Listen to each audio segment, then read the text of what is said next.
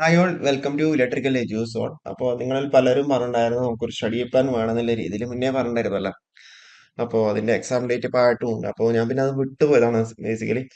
അപ്പോൾ നമ്മൾ എന്തായാലും ഇനിയുള്ള ദിവസം എന്ന് പറഞ്ഞാൽ ഒരു 40 ദിവസമുണ്ട്. അപ്പോൾ 40 ദിവസത്തിന്റെ ഒരു എഫക്റ്റീവ് ആയിട്ടുള്ള ഒരു സ്റ്റഡി പ്ലാൻ അല്ലെങ്കിൽ ഒരു റിവിഷൻ പ്ലാനുമായിട്ടാണ് നമ്മൾ ഇന്ന് വന്നിട്ടുള്ളത്. അപ്പോൾ ഇതിലിപ്പോൾ നിങ്ങൾ ശ്രദ്ധിക്കേണ്ട ഒരു കാര്യം എന്താണെന്ന് വെച്ച് കഴിഞ്ഞാൽ 40 ദിവസമേ ഉള്ളൂ. അപ്പോൾ 40 ദിവസം ഉള്ളതുകൊണ്ട് നമുക്ക് സിലബസ് 100% നമുക്ക് കംപ്ലീറ്റ് ആണ്ടി പറ്റുമെന്ന് വെച്ചാൽ കംപ്ലീറ്റ് ചെയ്യാം. പക്ഷേ എന്താ പറയാ നമ്മൾ കുറച്ച് നല്ലോണം എഫേർട്ട് അവിടെ എടുക്കേണ്ടി വരും. നമ്മളിവിടെ പറയുന്ന ഒരു അഞ്ച് മണിക്കൂർ, ഒരു ദിവസം 5 മണിക്കൂർ നമ്മൾ പഠിക്കുന്ന രീതിയിലാണ് നമ്മൾ ഇവിടെ സെറ്റ് ആക്കി വെച്ചേക്കുന്നത്. അതേപോലെ നിങ്ങൾക്ക് എന്താ റിവിഷനും വേണമെന്നുണ്ടെങ്കിൽ ഈ ഒരു രീതിയിൽ നിങ്ങൾ കംപ്ലീറ്റ് ആയിട്ട് പഠിച്ചു എന്നുണ്ടെങ്കിൽ റിവിഷനും വേണമെന്നുണ്ടെങ്കിൽ ഈ ഒരു രീതിയിൽ നിങ്ങൾക്ക് ഇവിടെ യൂസ് ചെയ്യാൻ വേണ്ടി പറ്റുന്നതാണ്. അപ്പൊ ഇതിലിപ്പം നമ്മളിപ്പോ ഹാർഡ് വർക്ക് അല്ല, നമ്മൾ സ്മാർട്ട് വർക്കാണ് നമ്മളിപ്പോ ഇവിടെ ചെയ്യാൻ ഉദ്ദേശിക്കുന്നത്. കൃത്യമായിട്ട് പറയുകയാണെങ്കിൽ നമ്മൾ മെഷീൻസിന് അവിടെ 10 മാർക്ക് അവിടെ വരുന്നുണ്ട് ബേസിക്കലി. പക്ഷേ മെഷീൻസ് എല്ലാം കംപ്ലീറ്റ് ആയിട്ട് പഠിച്ചാൽ മാത്രമേ നിങ്ങൾക്ക് അവിടെ 10 മാർക്ക് കിട്ടുള്ളൂ. അല്ലെ? നേരെ മറിച്ച് ആ ഒരു സമയം കൊണ്ട് നമുക്കിപ്പോ ഒന്നാമത്തെ രണ്ടാമത്തെ മൊഡ്യൂളൊക്കെ പഠിച്ച് ഞങ്ങൾക്ക് എന്താ ആ ഒരു മെഷീൻസ് കംപ്ലീറ്റ് മൊഡ്യൂൾ പഠിക്കേണ്ട സമയം കൊണ്ട് നമുക്ക് ഒന്നും രണ്ടും മൊഡ്യൂൾ നമുക്ക് അവിടെ പഠിക്കാൻ വേണ്ടി പറ്റും. അപ്പൊ അവിടെ എത്ര നമുക്ക് 20 മാർക്ക് അവിടെ കിട്ടി. അല്ലെ? അപ്പോ നമ്മളിപ്പോ പറയുന്ന ഒരു സ്മാർട്ട് വർക്കാണ്. നമ്മളൊരു എന്താ പറയണ്ട ഒരു 40 ദിവസം മാത്രമേ ഉള്ളൂ. അത് മുന്നിൽ കണ്ടാണ് നമ്മൾ ഈ ഒരു ജസ്റ്റ് ഒരു സ്റ്റഡി പ്ലാൻ നമ്മൾ സെറ്റ് ആക്കി വെച്ചേക്കുന്നത്. അപ്പോ ഇതിപ്പം ചിലവർക്ക് എന്താ സർക്യൂട്ട്സ് കുറച്ച് ടഫ് ആയിട്ട് ഉണ്ടാവും, നേരെ മറിച്ച് മെഷീൻസ് ഒക്കെ ചിലപ്പോൾ സിമ്പിൾ ആയിട്ട് തോന്നുന്നവരുണ്ടാവാം. ഓക്കെ. അപ്പൊ അവർക്ക് അവരുടേതായ വീക്ക് ഏരിയാസ് ഏതാണെന്ന് വെച്ചാൽ അതിന് കൂടുതൽ കോൺസെൻട്രേറ്റ് ചെയ്തിട്ട് പഠിക്കാം. അല്ലാതെ ജസ്റ്റ് ഈ ഒരു സ്റ്റഡി പ്ലാൻ വേണമെന്നുണ്ടെങ്കിൽ ഫോളോ ചെയ്യാം. നമ്മൾ ആ ഒരു രീതി. അതുപോലെ പവർ ഇലക്ട്രോണിക്സ് എന്ന് പറഞ്ഞാൽ നമുക്കവിടെ 10 മാർക്കോടെ പവർ ഇലക്ട്രോണിക്സ് ഉണ്ട്. അല്ലെ? പക്ഷെ അത് എത്രത്തോളം പഠിക്കണം എന്നില്ല നിങ്ങൾക്ക് അറിയാം. അല്ലെ? അപ്പൊ അതുകൊണ്ട് അതിനൊക്കെ നമ്മൾ വെയിറ്റേജ് കുറച്ചിട്ടാണ് നമ്മൾ എന്ത് ചെയ്തേക്കുന്നത്, സ്റ്റഡി ഇപ്പൊ നമ്മൾ സെറ്റ് ആക്കിയിരിക്കുന്നത്. ബാക്കിയുള്ള സിമ്പിൾ കാര്യം ഇപ്പൊ മെഷർമെന്റ്സ് 10 മാർക്ക് സിമ്പിൾ ആയിട്ട് പെട്ടെന്ന് ഒരു പഠിച്ച് നമുക്ക് തീർക്കാൻ വേണ്ടി പറ്റുന്നതേ ഉള്ളൂ മെഷർമെന്റ്സ്. അതേപോലെ 10ാമത്തെ മൊഡ്യൂൾ ട്രാൻസ്ഡ്യൂസേഴ്സ് കാര്യങ്ങളൊക്കെ പെട്ടെന്ന് പഠിച്ച് നമുക്ക് തീർക്കാൻ വേണ്ടി പറ്റുന്നത് മാത്രമേ ഉള്ളൂ. അല്ലെ? അപ്പൊ അതിനനുസരിച്ചിട്ടാണ് നമ്മൾ അവിടെ വെയിറ്റേജ് നമ്മൾ കൊടുത്തേക്കുന്നത്. അപ്പൊ ഇത് എത്രത്തോളം എഫക്റ്റീവ് ആവുന്നില്ല, ഇനിയിപ്പോ 40 ദിവസമേ ഉള്ളൂ. അപ്പോൾ ഏറ്റവും ആദ്യത്തെ ഒരു 5 ആഴ്ച എന്ത് ചെയ്യാം, നമ്മൾ ഓരോ മൊഡ്യൂൾ വൈസ് ആണ് നമ്മൾ കൊടുത്തത്. ഇതിന്റെ 6ാമത്തെ വീക്കിൽ എന്ത് ചെയ്തു, വീണ്ടും റിവിഷനും കാര്യങ്ങളൊക്കെ ആയിട്ടാണ് വന്നേക്കുന്നത്. അതേപോലെ ഒരാഴ്ചയിൽ 6 ദിവസം നമ്മൾ പഠിക്കാനും, ചില മൊഡ്യൂളിന്റെ കേസിൽ ചില മൊഡ്യൂൾ 5 ദിവസം പഠിക്കാനും ബാക്കി രണ്ട് ദിവസം റിവിഷനും കാര്യങ്ങൾക്കൊക്കെ ആയിട്ട് നമ്മൾ അലോട്ട് ചെയ്ത് വെച്ചേക്കുന്നത്. അപ്പൊ ഇത് നിങ്ങൾ എന്ത് ചെയ്യാം, നമ്മൾ ഏറ്റവും ഇതേ പറഞ്ഞു, നമ്മൾ ഇത് ഒരു എക്സിക്യൂഷന്റെ ഭാഗമായിട്ട് നമുക്ക് നിങ്ങൾ എന്താ ഡെയിലി ഒരു 5 മണിക്കൂറെങ്കിലും എന്താ മിനിമം പഠിക്കണം. അതേപോലെ എന്താ നിങ്ങളുടെ വീക്ക് ഏരിയാസ് ഏതാണ് നിങ്ങൾക്ക് ഓൾറെഡി അറിയുന്നുണ്ടോ, അതിൽ എന്താ കൂടുതൽ കോൺസെൻട്രേറ്റ് ചെയ്യണം. അതേപോലെ ഹൈ വെയിറ്റേജ് ഉള്ള ടോപ്പിക്കുകൾ ഉണ്ടാവുമല്ലോ, നിങ്ങൾക്കറിയാം, നിങ്ങളത് പ്രീവിയസ് ഇയർ ക്വസ്റ്റ്യൻസ് നിങ്ങൾ ഓൾറെഡി അനാലിസ് ചെയ്തിട്ടുണ്ടെന്നുണ്ടെങ്കിൽ ഹൈ വെയിറ്റേജ് ഉള്ള ഏതാണെന്ന് നിങ്ങൾക്ക് അറിയുന്നുണ്ടോ. അപ്പൊ അതിനെന്താ കൂടുതൽ വെയിറ്റേജ് ഉള്ള ടോപ്പിക് എന്താ കൂടുതൽ നോക്കുക. ഓക്കെ, അതെന്തായാലും പഠിച്ചിട്ട് വേണം എക്സാമിന് പോകാൻ വേണ്ടിയിട്ട്. റിസോഴ്സ് നിങ്ങൾ സ്റ്റാൻഡേർഡ് ടെക്സ്റ്റ് ബുക്കുകൾ നോക്കാം. സ്റ്റാൻഡേർഡ് ടെക്സ്റ്റ് ബുക്ക് ഇനിയിപ്പോൾ നോക്കുക കിട്ടുമെന്നില്ലായിരുന്നു നമുക്കറിയില്ല. പക്ഷെ എന്താ ചിലപ്പം നോട്ട്സ് ഒക്കെ ഉണ്ടാവും, ഷോർട്ട് നോട്ട്സ് കാര്യങ്ങളും. അല്ലെങ്കിൽ ഓൾറെഡി ഇൻസ്റ്റിറ്റ്യൂട്ടിൽ പഠിച്ചവരാണെങ്കിൽ അതിന്റെ നോട്ട്സ് കാര്യങ്ങൾ. അതുപോലെ പല ഓൺലൈൻ റിസോഴ്സും ഉണ്ട്, അതൊക്കെ നിങ്ങൾക്ക് എന്താ യൂസ് ചെയ്യാം. അതുപോലെ അനാവശ്യമായിട്ട് നിങ്ങൾ ബ്രേക്ക് എടുക്കാതെ നോക്കുക. ഓക്കെ. അപ്പൊ നമുക്കൊരു 40 ദിവസത്തെ സ്റ്റഡി പ്ലാനിലേക്ക് നമുക്ക് പോകാം.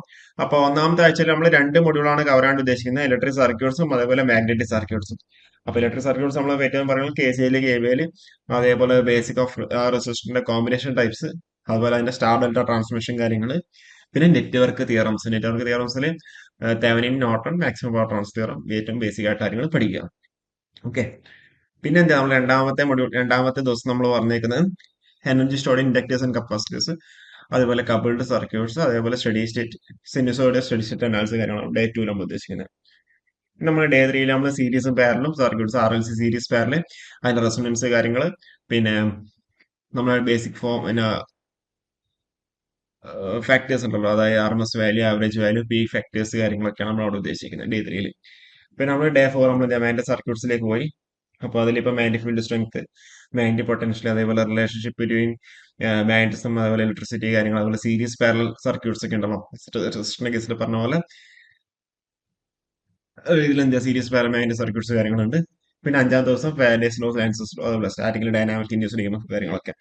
പിന്നെ 6ാമത്തെ ദിവസം നമ്മൾ ഒന്നുകിൽ നിങ്ങൾക്ക് എന്താ അത് ഇതുവരെ പഠിച്ചാൽ റിവൈസ് ചെയ്യാം, അതിന്റെ പോലെ practice questions from electric circuits and magnetic circuits. പിന്നെ എന്താ ഇതിന്റെ എക്സാംസ് എഴുതുന്നതാണ് ഡേ 7. ഇലക്ട്രിക് സർക്യൂട്ട്സിന്റെയും മാഗ്നറ്റിക് സർക്യൂട്ട്സിന്റെയും എത്രത്തോളം ക്വസ്റ്റ്യൻസ് ഫേസ് ചെയ്യാൻ വേണ്ടി പറ്റും അത്രത്തോളം ക്വസ്റ്റ്യൻസ് നിങ്ങൾ എന്താ ഫേസ് ചെയ്യാം. എവിടെ നിന്നൊക്കെ ക്വസ്റ്റ്യൻസ് കിട്ടോ അതൊക്കെ നിങ്ങൾ എന്താ ഫേസ് ചെയ്യാൻ വേണ്ടി നോക്കുക. ഓക്കെ. പിന്നെ രണ്ടാമത്തെ ആഴ്ചയിലോ ഇതിൽ നമ്മൾ ഡി സി ജനറേറ്റർ എന്ന് പറഞ്ഞാൽ നമ്മൾ മെഷീൻസാണ് ഉദ്ദേശിക്കുന്നത് കേട്ടോ. മെഷീൻസ് അല്ലെങ്കിൽ ഡിജിറ്റൽ ഇലക്ട്രോണിക്സ് എന്നുള്ള രീതിയിൽ. അപ്പോൾ നേരത്തെ പറഞ്ഞു നമ്മൾ മെഷീൻസിന് വെയിറ്റേജ് കൊടുത്തേക്കുന്നത് അവിടെ കുറവാണ്. കാരണം എന്ന് വെച്ചാൽ നിങ്ങൾ അത്രത്തോളം പഠിച്ചു കഴിഞ്ഞാൽ നിങ്ങൾക്ക് അവിടെ 10 മാർക്ക് കിട്ടുന്നുണ്ടാവുള്ളൂ. നേരെ മറിച്ച് അതിന്റെ ആ ഒരു സമയം കൊണ്ട് നിങ്ങൾക്ക് എന്താ അതിന്റെ ഡബിൾ മാർക്കുകൾ നിങ്ങൾക്ക് വേണമെന്നുണ്ടെങ്കിൽ പഠിക്കാൻ വേണ്ടി പറ്റും. എന്നിരുന്നാലും നമ്മൾ എന്ത് ചെയ്യാം, നമ്മൾ അവിടെ മെഷീൻ മെൻഷൻ ചെയ്തിട്ടുണ്ട്. എട്ടാം ദിവസം നമ്മൾ ഡി സി മെഷീൻസ് ആണ് കംപ്ലീറ്റ് ആയിട്ട് നോക്കാൻ വേണ്ടി പോകുന്നത് കേട്ടോ. ഡി സി മെഷീൻസ് നമ്മൾ എട്ടാം ദിവസം കംപ്ലീറ്റ് ആയിട്ട് നോക്കാം. അതിന്റെ കൺസ്ട്രക്ഷൻ വർക്കിംഗ്, അതിന്റെ ടൈപ്സ്, ഇ എംഒഫിക്കേഷൻസ്, പവർ സ്റ്റേജസ്, അതൊക്കെയാണ്. പവർ സ്റ്റേജസ് ഇമ്പോർട്ടന്റ് ആണ്. അതുപോലെ ഇഎംഒഫിക്കേഷൻ കാര്യങ്ങൾ ക്വസ്റ്റ്യൻസ് എന്തായാലും വരുന്നുണ്ടാവും. പിന്നെ നമ്മൾ എന്താ ഡേ നയനിൽ നമ്മൾ ട്രാൻസ്ഫോമേഴ്സും, സിംഗിൾ ഫേസ് ട്രാൻസ്ഫോമേഴ്സും, ത്രീ ഫേസ് ട്രാൻസ്ഫോമേഴ്സും ആണ് ഡേ നയനിൽ നമ്മൾ ഉദ്ദേശിക്കുന്നത്. ഡേ ടെനിൽ എന്താ നമ്മൾ സിംഗ്ലസ് മെഷീൻസും ഇൻഡക്ഷൻ മെഷീൻസും ആണ് നമ്മൾ എന്ത് ചെയ്തേക്കുന്നത് ഡേ ടെനിൽ നമ്മൾ ഉദ്ദേശിക്കുന്നത്. ഓക്കെ, അപ്പോൾ അത് ആ ഒരു രീതിയിൽ തന്നെ നമ്മൾ പോകണം. Induction, three phase induction motor important ആണ്. അതിന്റെ ക്വസ്റ്റ്യൻസ് വരാറുണ്ട്. സ്ലിപ്പിന് ബേസ് ചെയ്തിട്ടുള്ള ക്വസ്റ്റ്യൻസ് ഒക്കെ എപ്പോഴും വരുന്ന ക്വസ്റ്റ്യൻ ആണ്. സിംഗ്ലസ് മോട്ടോറിൽ നമ്മൾ സ്റ്റാർട്ടിംഗ് മെത്തേഡ്സിനെ പറ്റിയുള്ള ക്വസ്റ്റ്യൻസ് ഉണ്ടാവാറുണ്ട് അല്ലേ. ഓക്കെ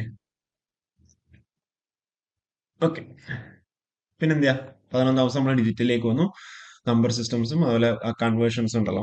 കൺവേർഷൻ വളരെ വളരെ ഇമ്പോർട്ടൻ്റ് ആണ്. അതിൽ വേണമെങ്കിൽ ക്വസ്റ്റ്യൻസ് വരാം. ബൈനറി, ഒക്ടൽ, അതുപോലെ ഹെക്സാഡെസിമൽ ഒക്കെ അതിന്റെ ബേസ് ചെയ്ത കൺവേർഷൻസ് നമുക്ക് അവിടെ വരും. അതേപോലെ തന്നെ നമ്മളെ ഗ്രേ കോഡ്, അതുപോലെ എക്സസ് 3 കോഡിനൊക്കെ വേണമെങ്കിൽ ക്വസ്റ്റ്യൻസ് വരാം. പിന്നെ day 12 combination circuits, adders, mux, demux, flip flops and counters എന്ന രീതിയിൽ നമ്മൾ ഡേ 12 നമ്മൾ കൊടുത്തേക്കുന്നത്. ഓക്കെ, അതുപോലെ എ ഡി സി കാര്യങ്ങളൊക്കെ എന്താ നമ്മൾ അതിൽ പറയും. പിന്നെ എന്താ നമ്മൾ നേരെ ഡേ 13 നമ്മൾ മൈക്രോപ്രൊസറിലേക്ക് വന്നു. 8085 ആർക്കിടെക്ചർ, ഇൻസ്ട്രക്ഷൻ സെറ്റ്, അതുപോലെ ടൈം ഡയഗ്നോസ് കാര്യങ്ങളും ഡേ 13. ഡേ 14 എന്താ നമ്മൾ അതിന്റെ റിവിഷൻ, അതായത് ഇതുവരെ പഠിച്ച കാര്യങ്ങൾ റിവിഷൻ ചെയ്യുക. അതേപോലെ തന്നെ അതിന്റെ മോക്ക് എക്സാംസ് വിവിധ മെഷീൻസിന്റെയും അതേപോലെ ഡിജിറ്റൽ ഇലക്ട്രോണിക്സിന്റെയും. നിങ്ങൾക്ക് വേണമെന്നുണ്ടെങ്കിൽ ഇതിന്റെ PDF നിങ്ങൾക്ക് താഴെ ഒരു ലിങ്ക് ഇടാം, ഗൂഗിൾ ഫോം ഇടാം. അത് നിങ്ങൾക്ക് വേണമെങ്കിൽ ഡൗൺലോഡ് ചെയ്ത് കഴിഞ്ഞാൽ ആ ഗൂഗിൾ ഫോം ഫില്ല് ചെയ്ത് നിങ്ങൾ സ്വാഭാവികമായിട്ടും അവിടെ നിങ്ങൾക്ക് ഒരു PDF ഡൗൺലോഡ് ചെയ്ത് എടുക്കാൻ വേണ്ടി പറ്റും. ഓക്കെ, പിന്നെ നമ്മൾ പവർ സിസ്റ്റംസിലെയും കൺട്രോൾ സിസ്റ്റത്തിലേക്കായിരിക്കും മൂന്നാമത്തെ ആഴ്ചയിൽ പോകുന്നുണ്ടാവുക. അതിൽ പവർ സിസ്റ്റത്തിൽ നമ്മൾ മുന്നത്തെ പോലെ ജനറേഷൻ, ട്രാൻസ്മിഷൻ, ഡിസ്ട്രിബ്യൂഷൻ രീതിയിലൊന്നും ഇപ്പോഴത്തെ സിലബസിൽ ഇല്ല അല്ലെ. അപ്പൊ ഏറ്റവും ബേസിക് ആയിട്ടുള്ള ലൈൻ പാരാമീറ്റേഴ്സ്, അതുപോലെ ഇൻസുലേറ്റേഴ്സ് കാര്യങ്ങൾ. ലൈൻ പാരാമീറ്റേഴ്സ് ആകുമ്പോൾ റെസിസ്റ്റർ, ഇൻഡക്ടൻസ്, കപ്പാസിറ്റൻസ് കാര്യങ്ങൾ. പിന്നെ ഇൻസുലേറ്റേഴ്സ്, അതിന്റെ സ്ട്രിംഗ് എഫിഷ്യൻസി കാര്യങ്ങൾ, അതേപോലെ കൊറോണ കാര്യങ്ങൾ ഇമ്പോർട്ടന്റ് ആണ്, വളരെ ഇമ്പോർട്ടന്റ് ആണ്, പഠിക്കണം. പിന്നെ നമ്മൾ എന്ത് ചെയ്യും, സർക്യൂട്ട് ബ്രേക്കേഴ്സ്, SF6ഉം അതിന്റെ റേറ്റിംഗ്സും കാര്യങ്ങളും ഇമ്പോർട്ടന്റ് ആണ്. പിന്നെ നമ്മളെ ഡേ 16 നമ്മൾ ടൈപ്സ് ഓഫ് റിലേസ്, അതിന്റെ working principle, different types of relays, അതുപോലെ പെർ യൂണിറ്റ് ക്വാണ്ടിറ്റീസ്, പിന്നെ നമ്മൾ സിമെട്രിക്കൽ കമ്പണൻസ് കാര്യങ്ങളും, പിന്നെ എന്താ faults, symmetrical, unsymmetrical fault detail ആയിട്ട് തന്നെ പഠിക്കണം. പിന്നെ 17ാമത്തെ ദിവസം നമ്മൾ പവർ സിസ്റ്റം സ്റ്റെബിലിറ്റിയിലേക്ക് പോയിട്ടുണ്ട്. ഓക്കെ, അപ്പോൾ ഇത്രയും കാര്യങ്ങളാണ് നമ്മൾ ചെയ്യുന്നത്. ഡേ 17 കൊണ്ട് നമ്മൾ കംപ്ലീറ്റ് ആക്കുന്നത്. ഡേ 18 എന്ത് ചെയ്യാം, നമ്മൾ നേരെ കൺട്രോൾ സിസ്റ്റത്തിലേക്ക് പോയി. കൺട്രോൾ സിസ്റ്റത്തിൽ പറയുകയാണെങ്കിൽ ട്രാൻസ്ഫോർമേഷൻ ഓഫ് LTI സിസ്റ്റംസ്, അതുപോലെ ബ്ലോക്ക് ടൈം റിഡക്ഷൻസ്, സിഗ്നൽ ഫ്ലോഗ്രാഫ്, ആ ഒരു ബേസിക് ഇൻഫോർമേഷൻ വെച്ച് നമ്മൾ ചെയ്യുന്നത്. കൃത്യമായിട്ട് എന്ത് നിങ്ങൾ പഠിച്ചേ മതിയാവുള്ളൂ. ഇമ്പോർട്ടന്റ് ആണ്. പിന്നെ type and order of the systems. Okay,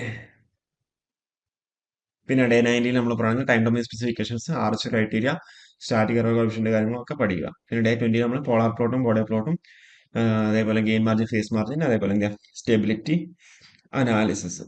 okay